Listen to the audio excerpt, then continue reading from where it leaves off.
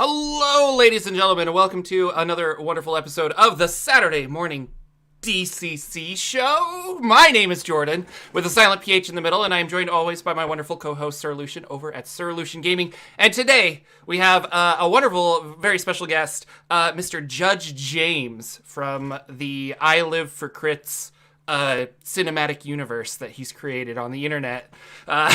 So, welcome, Mr. James. We're excited to have you here.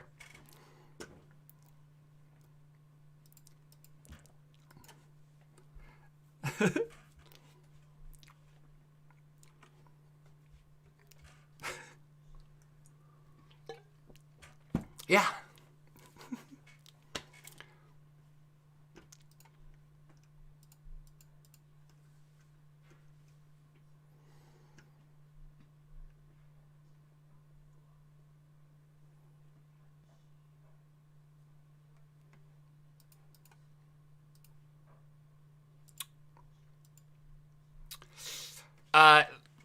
Can't hear James. Oh, that's on my side, though.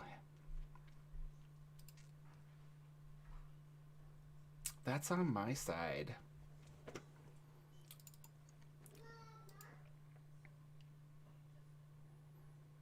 I'm a super fan of James. I've been a super fan of James. He even runs games that are charity driven at times. He brings people together. So when I was talking to Jordan, and we should get him on the show, but he's always so busy because he's at cons, he's running games, he's got 15 million campaigns, he's running all the DCC books in a row because he wants to play every single one there. I mean, you can't get this guy at any time. So when we finally got him, Memorial Day weekend, he was gracious enough to come, and I'm a super fan, so thanks, James, for coming. I'll let Jordan ask you questions. I'll stop talking because I'm just going to fanboy over you the whole time. So, Jordan, be the professional. This is host. your guest, sir. I don't even have any questions. No. I don't even like Jordan. He ruined my new Numenera game at Gen Con. I didn't like that him. was fun. Yeah. So, that was great, yeah. No, it was really cool because I think, so that's how I met James, is Lucian was like, well, I'm running this Numenera game, and I was bored, and it was like towards the end of the con, I think. Maybe it was a Sunday game. Yeah. And so I'm like... It was a Saturday night game. Or Saturday night game, okay. And so I was like, I don't know. And then he's like, you can buy tickets, and like people don't show up. Just like walk over there. And I was like, oh, so I bought some tickets. And then Lucian's game filled up. So I was like, okay, well, I can't play in his. That's kind of a bummer. But then you came over being like, I mean, just the most excited gamer I think I've seen. And he'll let anybody you were like, in his game. We're going to do this. And I was like, okay. And so we sat down, and boy, that was fun. And there was just a good table. There was a couple quiet guys, but they were having a good time. And I just remember the lady sitting next to me was like, she loved Numenera, and like, I don't know, just the idea that everybody loved this game that wasn't D&D. And I had not experienced that, I guess, being playing mostly just D&D, and it was a lot of fun. And then that game, like the ending was just really cool. I don't know, like it was bizarre. But that's every game. That's every Numenera game is bizarre. That con, I wasn't supposed to go to that convention. I had to bail out of that convention because that was the year that we had moved to Philadelphia, and I thought I had to work through the con, and I wasn't able to go. And on like the Wednesday of the convention, like before the convention, and we usually go, it's like the Tuesday or Monday before, and we spend the whole week there. Like my wife called me up and she's like, do you want to go to Gen Con? I'm like, what? It's Wednesday. She's like, we have some friends at the con that found us a room. If you want to drop what you're doing, get your boss to let you go, we can drive out now. And I was living in Philly, well, I still live in Philly, but we started driving, and we drove through the entire night, and we started gaming after not sleeping the next day. Wow. And we had 3 kids with us there too. So the Man. con I wasn't supposed to be at. That was a good one too, because I remember thinking, oh, my table's full. And then I saw James is just like, yeah, I don't care. I'll run 20 people in this game. Just bring them in, sit them down, and we'll have some fun. And I was like, and I saw Jordan sit down over at that table, and you're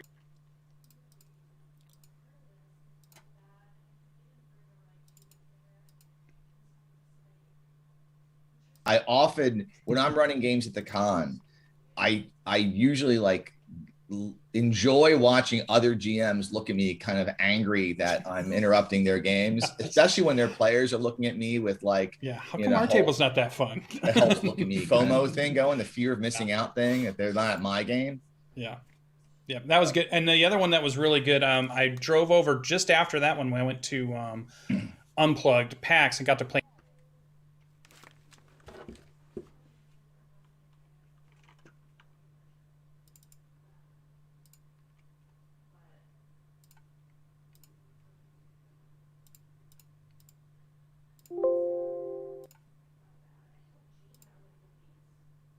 Make the 5 greatest strengths, weaknesses question. Yeah. What was the origin story of James here?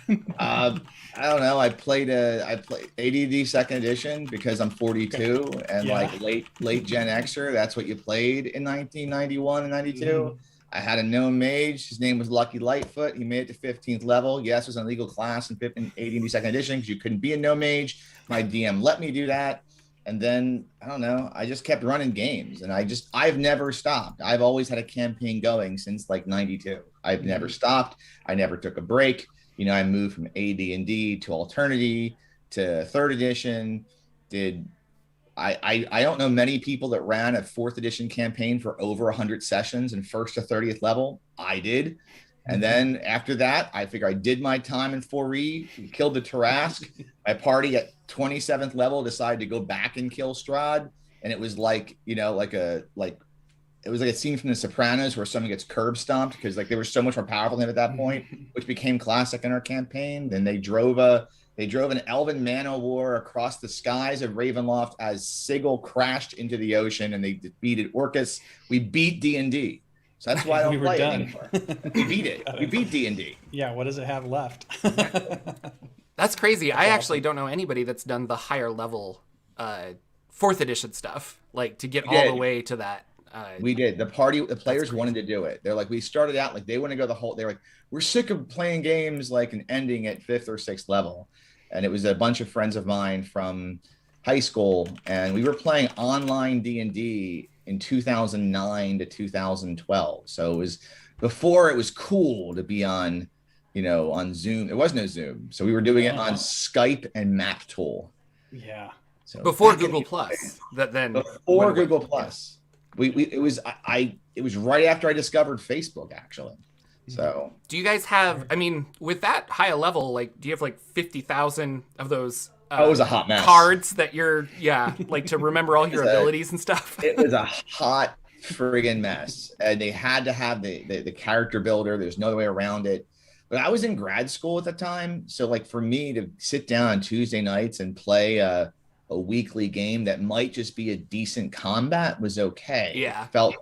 I still strongly feel that if D&D 4th edition was marketed as D&D Tactics, and maybe skewed in more of the book size they went with the digest size books later on with D&D Essentials. If they market it as D&D Tactics, it would be celebrated today.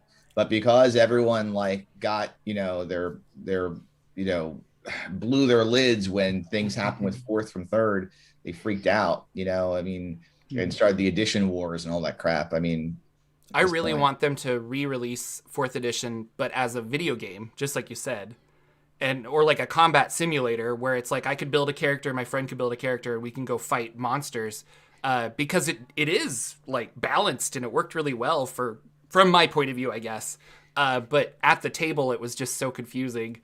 And then my friends, like, I just remember the moment I was like, we need to stop playing 4th edition was we were playing this really awesome combat, and it wasn't like a big monster or anything. It was just like a regular kind of combat. And then midway through, I say, okay, he's bloodied. And everyone just like sighs, like, are you kidding me? We're only halfway done with this? And I'm like, load all our daily encounter powers, and all we have left is Jinx Shot and pointy word, Vicious Mockery. There we go. I guess I Sly Flourish again. I don't know, like whatever. But and then 5th edition was coming out at the same time, and so we just kind of switched over. But I only got to level 10 with my group. But that was my introduction to D&D. Like I had played video games of D&D, but like when someone was like, you should play D&D, I'm like, well, why aren't we playing the 4th edition? Isn't that the latest? Thinking it was like software that you upgraded, and it's not. So yeah, I've never been a fan of how drastic they make their changes. You know, it's one of the reasons why I kind of shifted to more indie games, and I prefer to see the changes that come. You know, when Numenera, for instance, went from Numenera, the core book, they went to the Discovery and Destiny split. They didn't like change anything drastic in there. So it still feels very similar. I prefer that kind of progression to the let's just burn the whole house down and start over so nothing works, you know? Well, and I was actually talking about this with some people that in the case of D&D, I think because of the open game license, Wizards of the Coast was like, we could make something in-house and call it D&D, and then we have the control and whatever, but part of what makes D&D and just RPGs in general really good is the community that gathers around it and creates all this crazy stuff for it. And it wasn't until, well, and I think that's what 4th edition, they're like, we'll be able to control this and stuff. But later on, it was like, oh, I don't know. And, you know, Monty Cook doesn't have that problem because he created Numenera and it's his and he can do what he want with it. So, absolutely. Yeah. What was oh, go ahead. Oh, no, go ahead, Lucian. You've got awesome questions. Yeah. So, how long, I'm assuming short, but how long was the transition? You started playing these games and you're like, immediately, I want to be the one running them. And what was it about running them that really drew you in? Because you run a lot of games. You mean when I started doing it? Or yeah. The fact that I'm running what got you started? What was the 5 campaigns now? Which, yeah. Because that's just, I'm a psycho. Start us there and get us to now. Start us in the beginning. I mean, I don't know. I have a different path to fantasy than I think a lot of folks that are maybe a little bit older than I am. Like I like to call it like Appendix Nintendo. Like everyone has their Appendix N. Like for me, I started with the video games. I mean, I'm an NES kid. I mean, I was in the 80s in front of, I had what my doctors called Nintendo neck from being like this in front of the TV, you know? So like Legend of Zelda, Final Fantasy, you know, Crystallis, all these games I was playing. And well, that's SNES. That is the game. That is the game. I wasn't allowed to have a Super Nintendo, so I didn't finish that until I was in college, you know, so I still hold it against my parents. I just finished Secret of Mana finally last week. All right. So I had to. Well, and you were going through Final Fantasy 3 and a bunch of the other ones too, weren't you? I keep track of a lot of things. I'm always reading a book. I'm always playing a video game. I have a spreadsheet of what I'm working on and what's to go. So I have a problem with Excel. Right? That's, but to backtrack to Lucian's question, I always wanted to write my own video game. And I remember being 10, 11 years old. And my mom would get me these poster boards and I'd sit there with crayons or colored pencils and draw out what the screen would look like screen to screen and how much I wanted to like write this. And I get to my mom, hey, listen, we're done. Can we fold this up and send it to Nintendo? And they can maybe let me write a video game. And that didn't happen because, you know, I was 10 and yeah. So when my neighbor you know, introduced me to Dungeons and Dragons, and it was in the old red box with the Elmore cover, and I played a magic user named Kid Wizard in the first game. I had one spell, it was ventriloquism, and I was killed by a shop owner because he tried to screw me out of like buying a silver dagger, and I died in the first session. I thought, I'd like to do this, but I can do it better. And like, you know, so I found friends and I wrote the worst games ever, and I just kept going, and it was terrible. And every once in a while it'd get a little less terrible and some more players. And by high school I had, you know, full-on campaign going, and I just enjoyed telling stories. And, you know, it gave me that opportunity to kind of experience storytelling in a more structured manner. You know, I think if I lived 1,000 years ago, I'd be at the campfire telling stories and something like that. It's just, that is my calling as a storyteller. I don't like playing. I folks that pull me into games, or I have folks that say, hey, look, thank you so much for running this. I'm going to run a game for you now. And I'm like, I don't like it. I don't like to play. It's okay. I'm not offended by like, you know, don't be offended if I don't want to play with you, but I, you know, don't, just like why I don't watch actual play videos. I don't get it. Yeah. But I do like telling the stories. That's fun. So you're writing a bunch of games for your friends and stuff or pretty much the whole time, but specifically I'm jumping ahead a little bit with Dungeon Crawl Classics, but like there's so many modules that are with all of these RPGs, and I know you like to run those. So how does that factor in? Do you just read all of this? Do you steal the bits you want, or do you try to run them as intended? Well, a bit of both. I've spent a lot of, yes, in the last several years, I spent a lot of time running pre-published modules. And there's usually a reason why I'm doing it. There's this undercurrent. So we're going to like peel back the screen here a bit. Okay. I've worked the last year more than I've ever worked in my life. I'm in an industry that's directly facing the pandemic. So I did not get to stay home. It cut my prep time down. So I had shifted entirely to published modules. It gave me the chance to still game, and I had the time to game. I didn't have the time to prep. So like sort of the secret about like some of this stuff that I've done in the last year about why am I running all these modules? Because I want to play more games, but I don't have time to write anything. I'm kind of shifting right now. Like, I mean, I've got like 60 pages now of backstory in one campaign I've put together of something I'm running right now. Isn't even DCC, it's Fantasy Age, so I do run other games besides DCC. But like, at the time in the last couple of years, I've been very busy with work, and Dungeon Crawl Classics modules, I believe, are hands down the best written modules of all time. I think that they're writing specifically the stuff by Michael Curtis and Harley Stroh and Stephen Newton. Some of those adventures are not just the best DCC modules, they're the best written modules of any published material. Even if it's just still D&D, I mean, DCC, it's freaking 3rd edition with some crap bolted onto it. Like I give D&D all kinds of crap, but I'm playing D&D. Yeah. So okay, I'm going to back up with, it's 2012. We're backing up. Goodman Games comes out with this silly game called Dungeon Crawl Classics. When did you start picking up DCC? Yes. What? Is that my kid or someone else's kid? He's going down for a nap, but he decided to yell down the hallway. I know, mine are like 17, 15, and 11. If they're saying dada, something's in trouble. All right. So it was 2014, and I was at the time trying to so for me to back up a second, even during D&D 3rd and 4th edition, I had this desire to go back to some of the older stuff and to explore some of that to hit that nostalgia button in my brain. And so during this, I guess the spring of 2014, I used to listen to a lot of podcasts. I was traveling a lot for work. I was listening to the Role Play DNA podcast, and it had like Justin Suzuki was on there and a whole bunch of other people. And they ran an actual play, which I would listen to at the time because it was on there. I had to listen to it, of DCC, of these like farmers getting their asses handed to them by like snakes and crap. I'm like, holy crap, man, I'm just going to take a whole squad in here of zero, of like nobodies. I thought the entire premise was a bunch of farmers and bakers and costermongers from going up in level. You have this party, it goes up in level.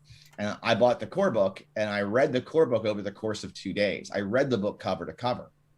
And I thought, this is really cool. So I went to, Gen Con 2014, bought a set of weird dice, and didn't touch it again until a few months later. And then we started playing it and played a bit more.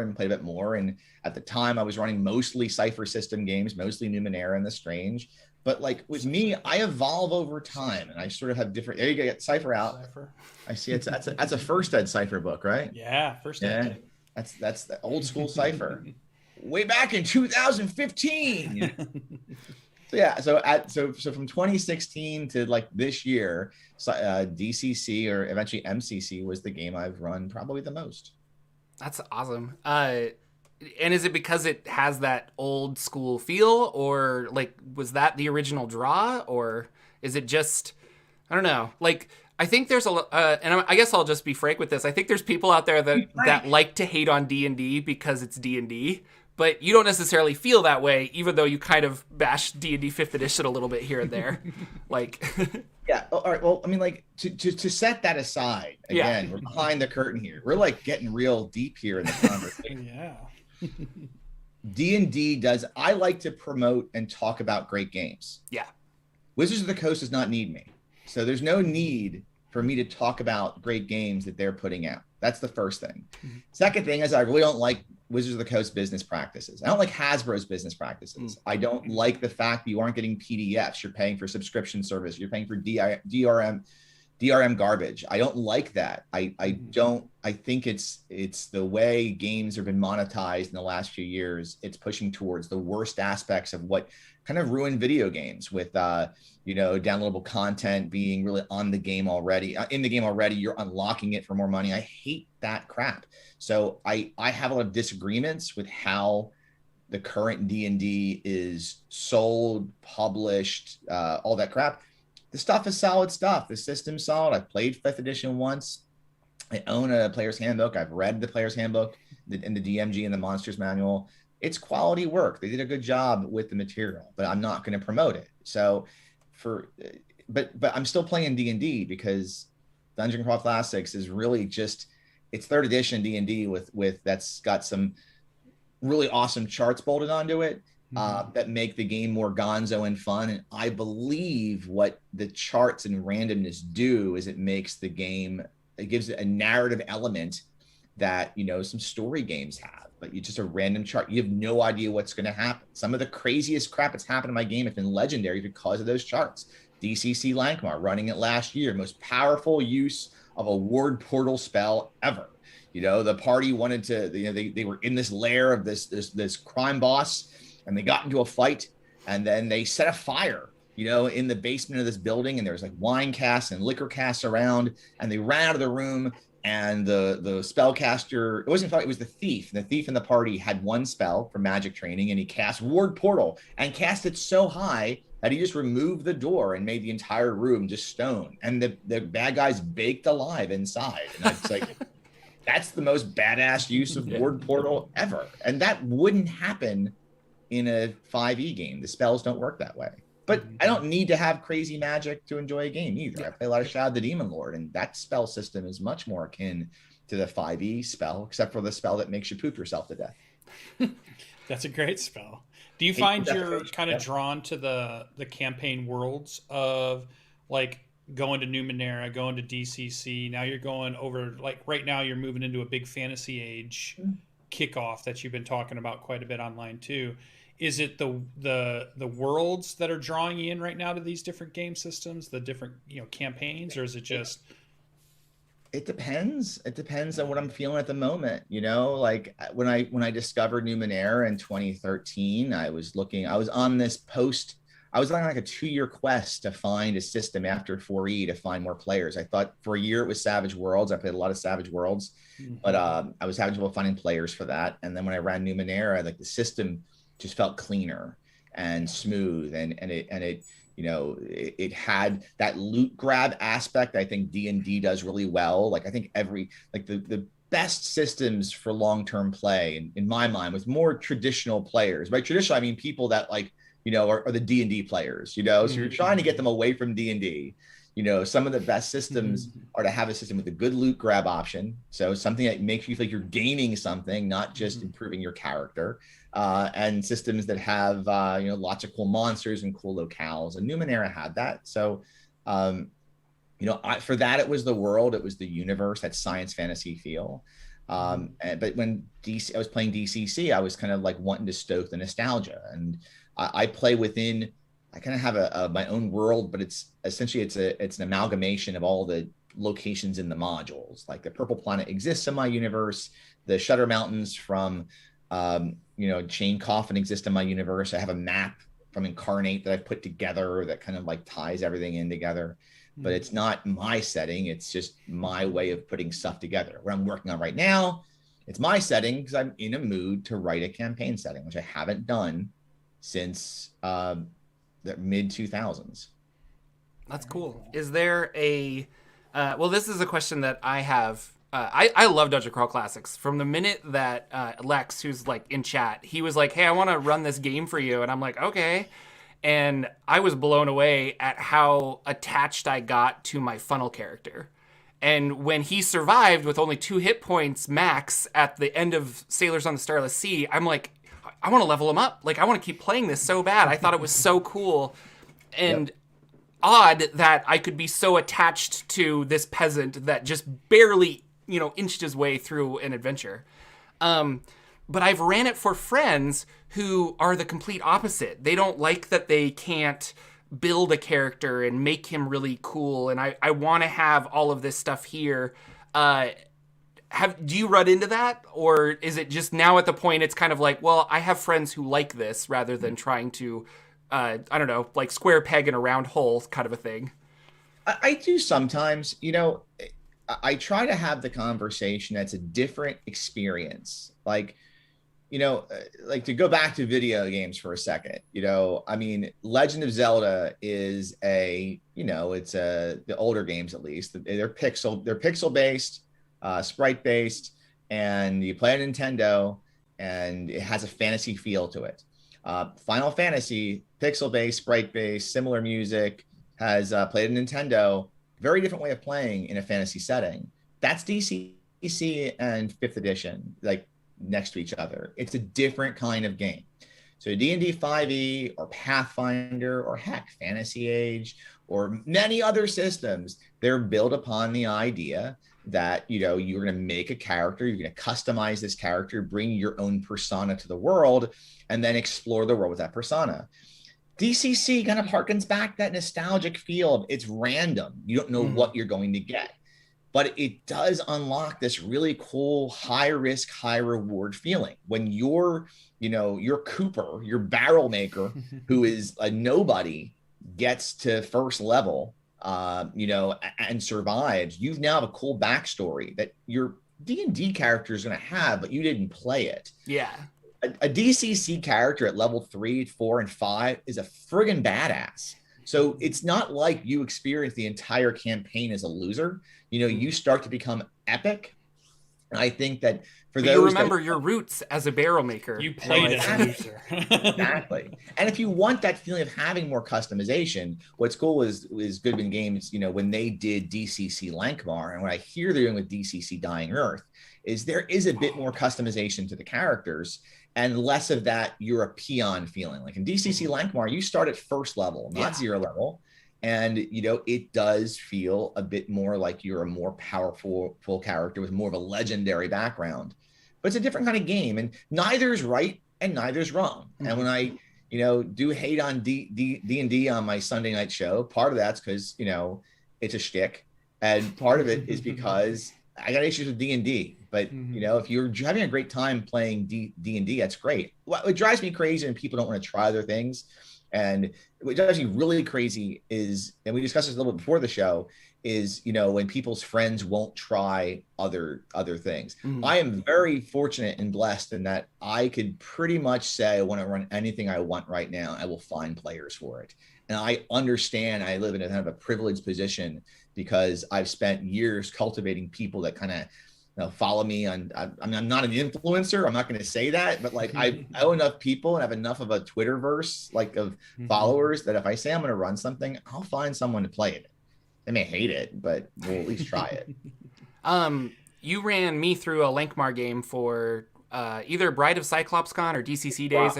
I think it was Bride. It was something like that, yeah. One of those. I don't know. They all kind of felt the same. I don't want to sound mean to Goodman Games, but I was just like, it's a con, and I get to play with people. It's an online DCC con. But I love the Lankmar, so Lankmar is Fritz Leiber, right? That's his books. Yep. And it was an old D&D setting that then, well, they turned those books into a D&D setting way back in the day, but this is for Dungeon Crawl Classics. But they had that like luck mechanic that I thought was really fun.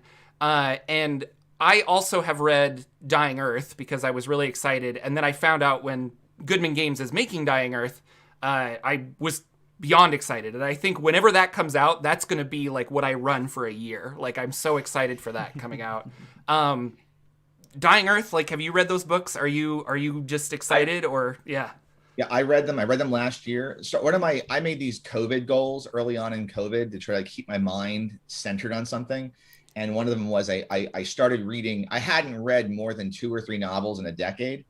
And so starting last summer, I made a point I was going to read 1 book a week minimum, and and I had a whole stack of crap I had to read.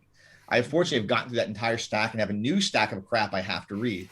But one of them was I wanted to read the Dying Earth stories. So I read all of them. Didn't like Rialto, that stories, but Kugel, loved the Kugel stories. I really hope there's a lot of like worm cloaca cleaning in the the setting. You know, it's a lot of that middle of the second cool story is him like cleaning out worm butts, which at this point is going to sound weird to folks who haven't read those books. Yeah. So. Seems out of place a little. I really want there to be like some kind of weird parasite mechanics where if like how Kugel has that one attached to his liver or something, and so me as the DM, I could just like roll randomly and be like, oh yeah, you're like in the most pain you've ever felt, or you're being influenced this way or something. I don't know. And we'll see what they come up with, but like it's such a weird, fun setting, and it's funny reading those Jack Vance Dying Earth series, and all I could picture was Dungeon Crawl Classics. I was like, I think Goodman Games really captured those old Appendix N books really well, especially with that. And I've now started reading some of the Fritz Leiber stuff in preparation for, like, I kind of want to flip through Lankmar and be like, this is why it's really cool. Like on the other YouTube channel that I started where I've been doing a lot of DCC stuff, I want to talk about like the Lankmar setting and actually do it justice. So I'm reading a lot of those books, but yeah, it's cool. Yeah, and talking about starting a channel, so you love games, you love playing games, you're running the games, and at some point you decide, I'm going to share it with strangers. I'm going to put this on YouTube and start talking about things. And how's that lead up to where we're at now, where you're running your Sunday night show? And you've brought your family in too, which I think is super cool. You have a family that is supportive of it or likes your hobby just as much as you do. Maybe they don't do it just for you. They like it too, you know, but yeah, they get to play. So you, like you said, you're this privileged person who not only do you have lots of friends that you can do these games, you have a family that likes to play games with you. Tell us a little bit about that and just being able to play games with your family. It's a weird house. I mean, we live in a weird home. You go into our basement, as we call it, the Walls Dungeon Tavern. I mean, the basement is covered in like pixel art. And whenever we finish a video game, new art goes up for it. So I have like, you know, art all over the place from different video games and different campaign settings and things like that. There's all kinds of art in the house. Even in the living room, there's art from Disney. I mean, our house is a very colorful home because my kids have grown up in gaming. They've each started between the ages of 4 and 6. You know, my wife works for a gaming company, you know, so like we are embedded in the gaming verse, which has its perks and its flaws, right? I mean, there's good parts and bad parts to that, you know, but you know, I guess I'm trying to. So what was the original question to that? Because now I'm just drifting off here. When did you decide to really share it with everybody on YouTube? Gotcha. Because you gotta make a jump to do that. That's just not everybody, you know, does that.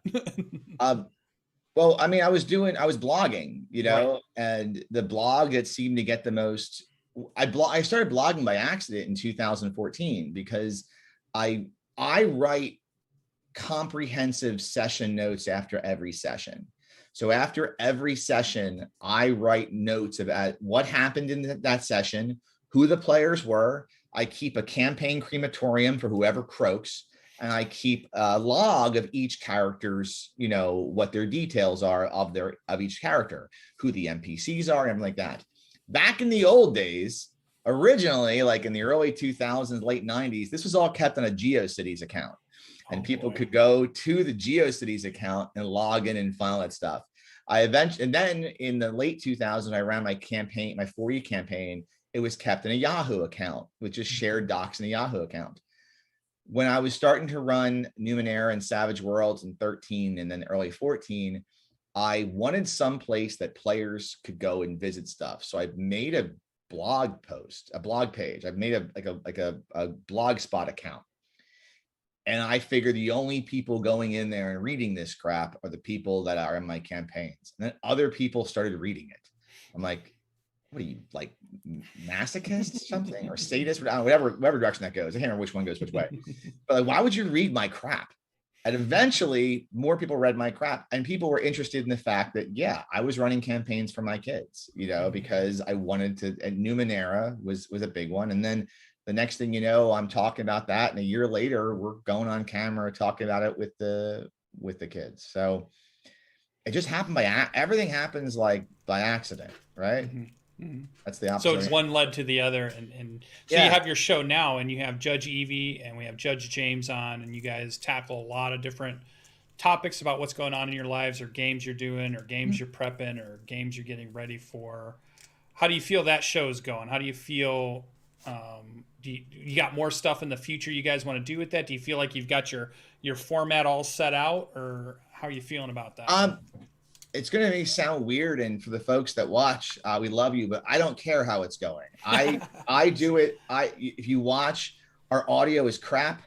Our video is garbage. We are not produced in any possible thumbnails are good great. way. Come on. The thumbnails are good. But I do it because after 2 years, my soon-to-be 15-year-old daughter still thinks it's cool to jump on a video on Sunday night and hang out with her dad. Right. The second she doesn't think that's cool anymore is the second it'll stop. When I have something important to say, like I did want to share about Fantasy Age, why, because I was getting some feedback from people, why are you playing this? Why not DCC? So I put a video out about it a couple weeks ago.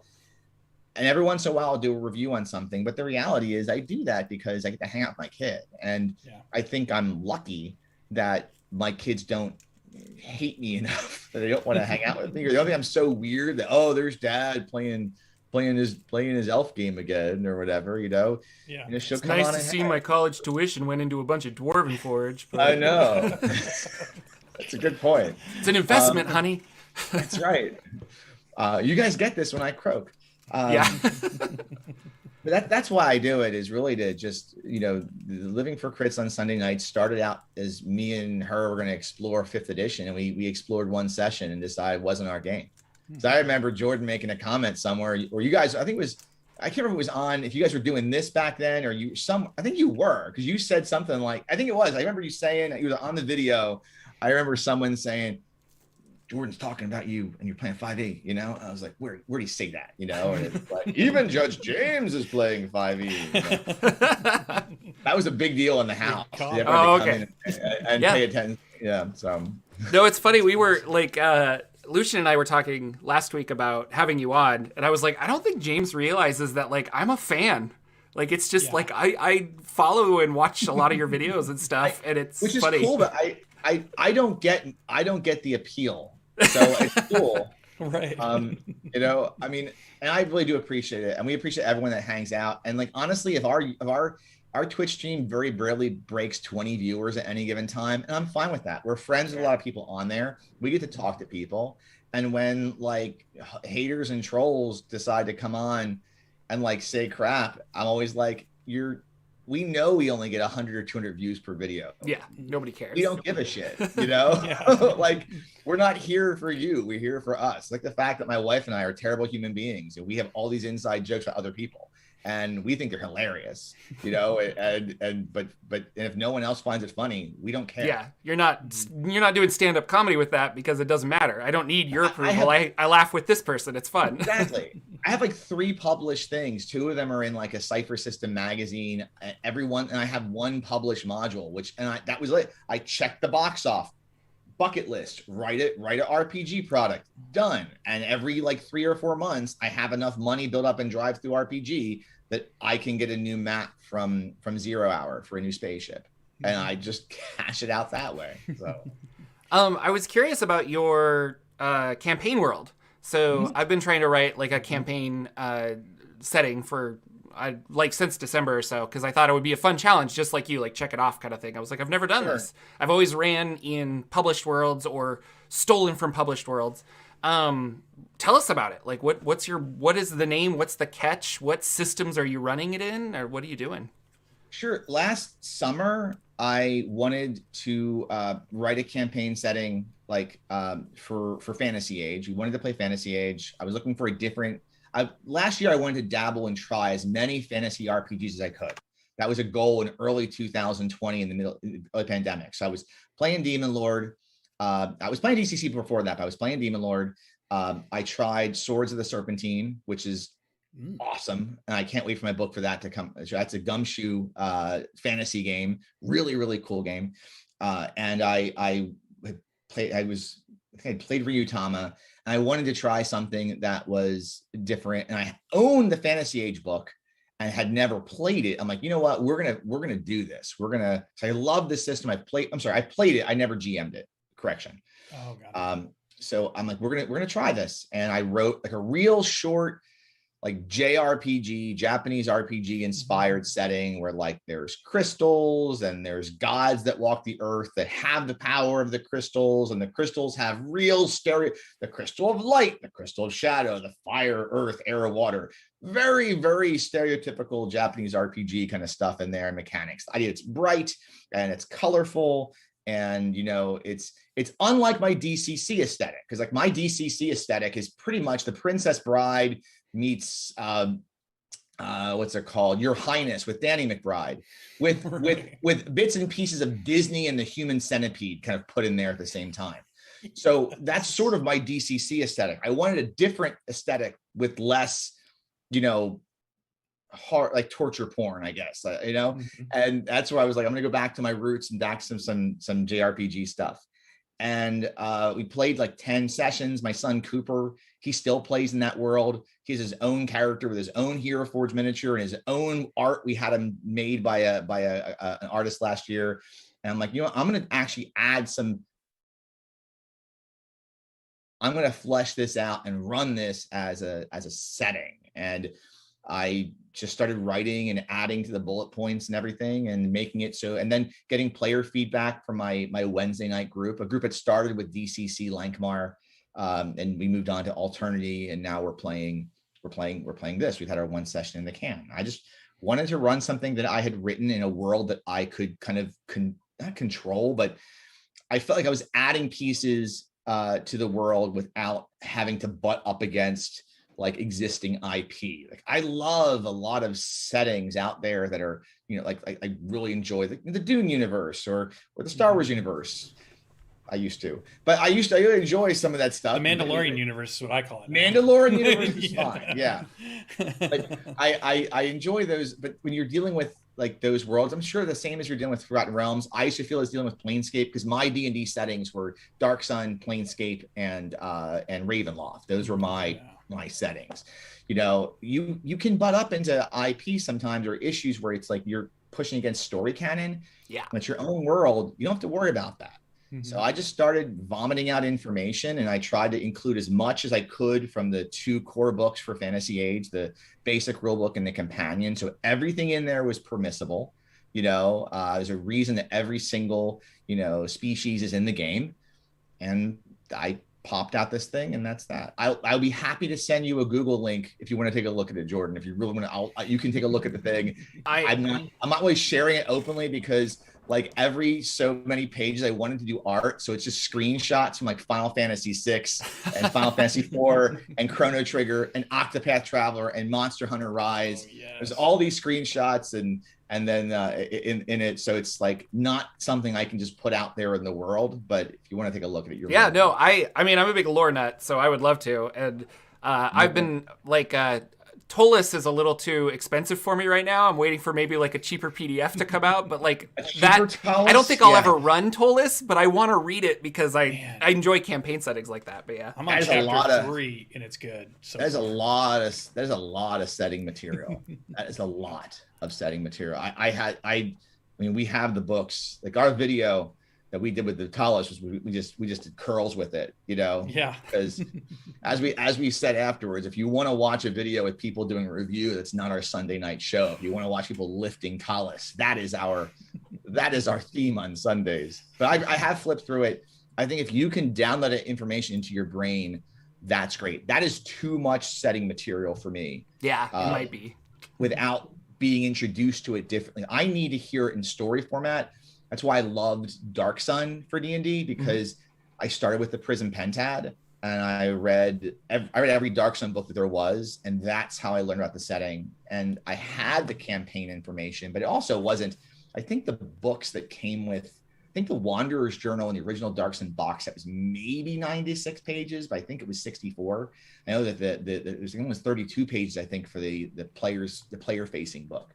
Yeah, we don't see that as much, where part of the marketing scheme is to release fiction to help people get into the world they're also putting in the game that's coming out. Well, isn't there D&D fiction though? Aren't they still writing novels for that crowd? But I don't know. Just sadly, just Drizzt novels. Like I think Wizards and Hasbro were like, we want to get out of the book publishing business, but R.A. Salvatore makes too much money, and Dritz being there, not too much money, I shouldn't say that. Like, he's a fine human being.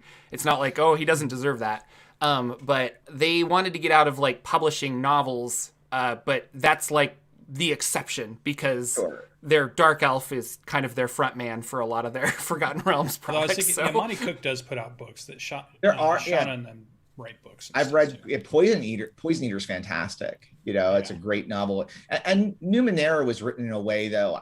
Numenera was easy to digest for me because it wasn't 600 pages. I don't know. Palace that's a beefy book. You know, I've flipped through both the 5e and the that's the company my wife. Just like full disclosure, my wife works for Monty Cook Games. That crap shows up to my house frequently, and I get to just look through it a little bit ahead of time, which is nice. But I can't. Talos is one of those games that I probably won't run, just like Invisible Sun, which I know, Jordan, you've been like crushed on that one. And that's a game I don't understand. The high point of that game, though, is it does come with a severed hand. Yeah. So like it is probably the best RPG out on the market ever that has come with a disembodied hand in the box set. You know, it's above all else. Yeah, I remember the last Gen Con I went to, which 2019. Goodman Games had DCC nunchucks, and it was like, my game comes with nunchucks, and I'm like, I got a severed hand. Like, I'm sorry, I win. Like, I'll take the nunchucks. No, Invisible Sun is like it's a weird. I need to run a game, I think, just to get it out of my system. But I've read all of the books, and the world is so weird, and I like the whole cosmology of it, like these shifting suns of different colors, and there's weird things like the demons actually have all of the secrets. They know everything, but all they'll do is lie to you. And so it's like, I have this knowledge, but I can't. And so I've incorporated a lot of this weird, I don't know, just how they look at the world, I guess, and put it into little bits of D&D games that I've ran here and there, but I've yet to run a game in it. And so I don't know. I have a hard time putting myself in that universe. For me to GM a game, I have to be able to say, I live there, and this is what I do while I'm there. And this is how I am. I need to be able to do that. And I don't understand how I'd put myself in Invisible Sun. Yeah. And the fact that Invisible Sun is connected as this alternate magical place to our reality, which I just have a hard time with. I didn't have a hard time with that in The Strange, which was one of their other games that Bruce Cordell did. Strange. Freaking awesome. That I had no issues with, but there's also a sciencey basis to why The Strange was The Strange. Invisible Sun doesn't have that. I've read the first two books in that bucket, the box. Yeah. Could have come in a bucket, you know. That's the next. I mean, I think it was a marketing choice to have a box instead of a bucket, but the black cube. It's a very, very beautiful game. It's very well the art's amazing. You know, I smack on that too a bit just because, like, I've tried. We had this Surreal Team 6 thing we put together to try to learn the game, and I crashed out of that like within 3 weeks. I'm like, I can't do it. I'm curious though. I mean, playing The Strange and the Numenera and stuff, like Monty Cook designed such a elegant, simple system with those.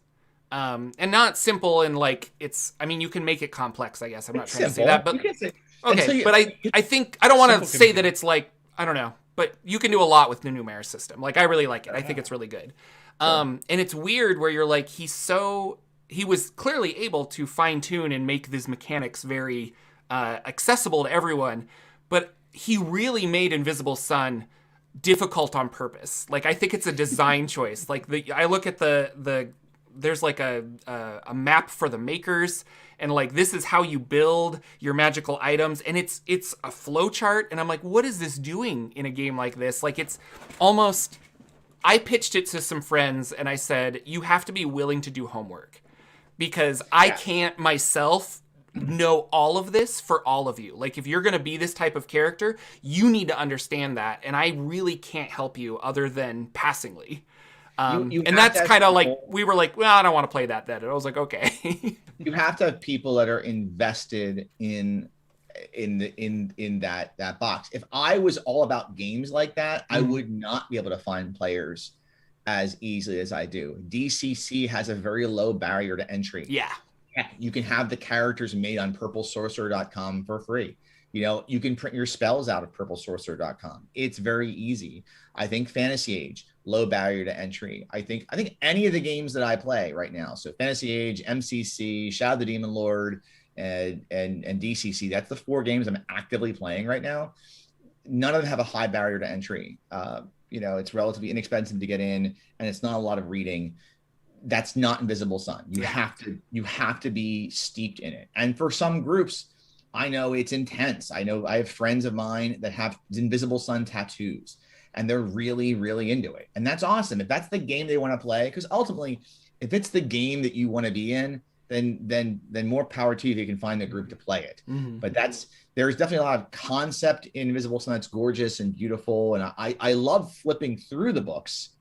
Mm-hmm. I just understand. I'm the guy who likes fantasy, like, you know, like Your Highness. Okay. Yeah. So that's, you know, that's where my brain goes in a lot of ways. So I'm not the guy that's going to run you through that. I did run Darkest House. Darkest House was really cool. I like that feel, but that's haunted house. I can do haunted house because I already know what a haunted house is. But if you tell me the adventure has to be that you and your party of neighbors are on a quest to find the missing number between 3 and Epsilon Charlie, and it smells like bees think. Yeah. And it was stolen by like the living embodiment of like crocodile ennui, then that is Invisible Sun. And the memory mines where they're physically digging up old memories and using them as currency. It just like, what? Like it's really surrealist. It's kind of good luck to you for hopefully you get to pull it together. I know we'll see at some point. Another aspect I think that I love about it is just the props and like physically having things like that. And I would like more RPGs to do that. I love props because it's just nice to, you know, you get this spell and fling a card over there, and not necessarily buying all the extra stuff that they make. Like lots of people make lots of extra stuff, but something that's intrinsically tied to it. And I don't know, more than a ring or a necklace or something. But I feel like Invisible Sun does that really well. It has a very tactile feeling to it as you're playing. So, and part of that is the severed hand, and you have a whole game board, and you're like laying out the paths of the suns. It's cool. Yep. So they added mechanics to it that were out there in a way from different normal mechanics. I mean, you were having he talks about having one-on-one sessions with the players. They were talking about the app that comes with it. They're talking, like you said, the hand isn't just a prop. It's a piece of the game that's doing something and changing things within the game. So they were adding like new mechanics to it also. So not only did you have that compelling but complicated world, but you had to deal with compelling and complicated new gaming mechanics. It wasn't just I have skill checks and I have combat checks and we're done, you know. Wait a second. But okay, I'll get a little controversial. I don't think they're new. I think what he was doing, I personally believe what he's doing in that game is he's trying to encapsulate things that a lot of good GMs do already. I was having one-on-one sessions with my players when I was in middle school. That ain't new. That's just, you know, something that good GMs do sometimes if they want to expand the story of their player characters at the table. Props, I mean, I've been doing props back since I almost set my kitchen on fire trying to make printer paper look old by lighting the sides of it with a lighter, you know, and trying to make it like all crispy. And that printer paper is not the paper. Handwritten notes. Yeah. So I think that just that what it did was sort of encapsulate good GM, DM, judge, referee, you know, setting design and campaign design and story design, and kind of put it into something that says, okay, we're going to force you down that path. The thing is, if you don't like one of those paths, then it's not a game you can run. You know, right. You can do the cards yourself. It's Dixit. I mean, the Path of Suns is Dixit. You know, you can cast a spell, and I cast a spell, and here's my Dixit card. And you can say, okay, well, that's whatever happens in that Dixit card, that's going to happen in your game, you know? And Dixit cards are really great with that. I use, I personally like, and I get no money for this. So I'm just like, I had them sitting next to me, but I like the Inkwell decks. You can kind of see those. Nope. You can't. All you see is Abe Vigoda. Oh, well, there we go. The art is overpowered. I like the Inkwell decks. I keep these around for random encounters because I like to always have something with me if my players decide to go off the rails, because mine do. So I like to have that tactile stuff. But I think that I challenge whether that's new or not, or whether I don't think it's new, but it's that the publisher's doing it. It's not that the GMs are coming up with it on their own. Well, It's and the we've talked about it publisher before, put Lucian, where sometimes players, and in this case, I think GMs, they need to be told that it's okay to do this. And I think a lot of, like, a game like Numenera is like, oh, I could make fake business cards for things and like hand it out to that sound, and not that it's okay, but like it sparks that idea. But yeah, Sure. I'm curious, James, before we still have 5 minutes or so, but I want to know, like, do you have a favorite DCC module, and or what's the one that everyone needs to play? Like, talk about that. Peril on the Purple Planet. Peril on the Purple Planet. Run that, get that. You got to get kind of higher level to get there. But so that's level 4, but there's a funnel, isn't there, as well? There is, and there's nothing between the funnel, though, and level 4. Yeah. The funnel takes characters there, and then that's it. Hands down, I still think it's the best DCC adventure. I think their best product is Lankmar, but I think like the best single box is Lankmar, because Lankmar they just knocked out of the park. But as an adventure, I think the Purple Planet universe, world, system, if you could run that module 4, 5, 6, 10 times, and because it incorporates, traditional adventure design with hex crawling, it's always going to be different. My story of my characters that beat that adventure will be very different from yours. They may not find that floating sky car at the bottom of an acid lake. They may not spend a whole session trying to get the sky car out of the acid lake, which made a lot of the middle part of their story very easy. They may be across the wastes and have half their party die and have to be reinforced with cat person Kith as their additional add-on characters. It's such a good module, and it's a box set. And unfortunately, it's very hard to find right now. I think the rumor is it's going to get reprinted, but like I have no information about that to say it. So I love that box set, and I have that answer always ready to go. I guess you could take other modules and place them in Perils of the Purple Planet, but do you think they'll ever make more? Like, so specifically with Lankmar, they're like, here's this box set, and then they made all these fun adventures in the Lankmar universe. I was sad that they didn't have that for Purple Planet, because like I read it and I really love it and I want to run it as well. And it's one of those where I'm like, I wish we had like a starting village almost, and I could like. You have to remember who was Goodman Games when they wrote it. It was 2015 when they started putting that together, and they were a different company back then. DCC hadn't taken off like it did now. They were only going to really publish the main adventure unless they got a bigger Kickstarter. Then Kickstarter blew up, So, I mean, the game became something more. Original Numenera was like that. Monty was ready to do a softback, like black and white setting book if he had to, So I don't think they were quite ready for how that blew up. And it wasn't. I think if they did Purple Planet now, it would have a lot more in there. But I don't remember who I was talking with online. It was just recently I was saying, someone said, well, how can we get, bolster this with more adventures? Oh, I know. I think I can't talk about it too much. I think it was a question on Glober and the one we just recorded. I think it was on that I talked about it. But I gave examples of adventures you could run, because you could easily bolt on 0-level adventures and 1st-level adventures and 2nd-level adventures from other things. You could do MCC really easily. Yeah. You could, you could throw a Fallen Star for All in there and just twist the tech to be our artifacts from the Purple Planet instead of from MCC. So you can make it a full setting. You just have to. You probably need to have a little bit of DCC under your belt. You might run it too deadly, because a lot of the charts for travel and whatnot on the hex crawling was really built for that 3rd. We started at 3rd level is when we started it, and it was fine. Or just start at 3rd level. That's another thing that a lot of people like. I think. Well, no, never mind. I haven't done it at all. No, sure. No. I'm messing. Yeah, of course. That's awesome. Yeah, I really want to. I got some questions there. Let's wrap them up, or speed round maybe. Speed round. Do you? What game have you bought that you haven't played yet? What's your best game you've bought but still haven't got to play yet? The Expanse RPG. Oh, that's a good one. Bucket list. Are you going to make your own game? No. Never. No. Why? Just to say, are you going to ever do a Kickstarter? No. He's No, why? I'm not going to do it. Because you're brilliant. I love I all get your paid stuff. to do other crap. I get paid to do other stuff. You know? Right. No, this is my hobby. I get to watch someone do this as a career in my house, and I don't need that. Well, we're having her on next then too, because I want to talk to her. She should have time. She's answering too many questions. Oh, that's probably true. What game haven't you bought but you're looking forward to? Anything on the horizon? Bought and I'm looking forward to? Anything on the horizon you've heard of? You're ready to...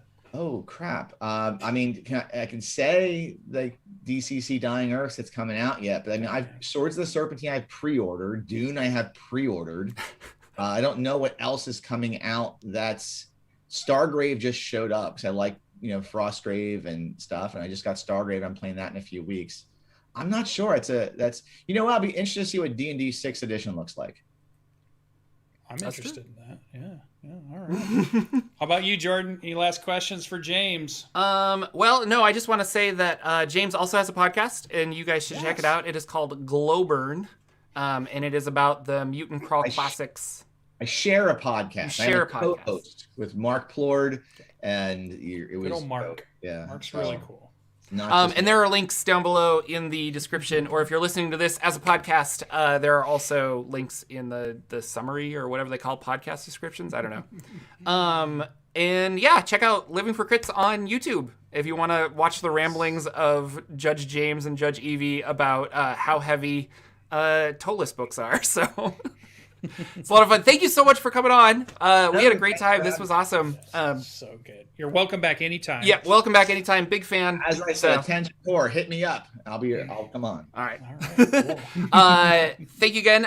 For those of you subscribe, all that stuff. I don't know. Anyway, thank you for watching, everyone. We'll see you next week with another episode of the Saturday Morning D&D Show. Take care. Transition.